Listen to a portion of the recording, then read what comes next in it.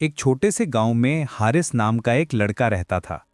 वो मेहनती तो था, मगर अक्सर छोटी छोटी बातों पर झूठ बोल देता था।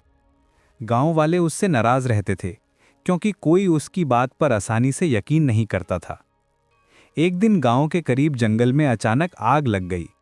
हारिस ने धुआं उठता देखा और फौरन दौड़कर गांव आया। वो जोर से चिल्लाया, जंगल में आग लग गई है, सब लोग पानी लेकर चलो। मगर गांव वालों ने हंसते हुए कहा, तुम फिर झूठ बोल रहे हो। हारिस परेशान होकर रो पड़ा और बोला, इस बार मैं सच कह रहा हूं। चंद बुजुर्गों ने सोचा कि खुद चलकर देख लेते हैं। जब उन्होंने वाकई आग देखी तो फौरन सब गांव वाले जमा हो गए और मिलकर आग बुझा दी।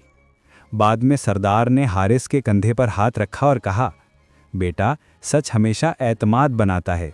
अगर तुम झूठ ना बोलते तो आज लोग फौरन तुम्हारी बात मान लेते।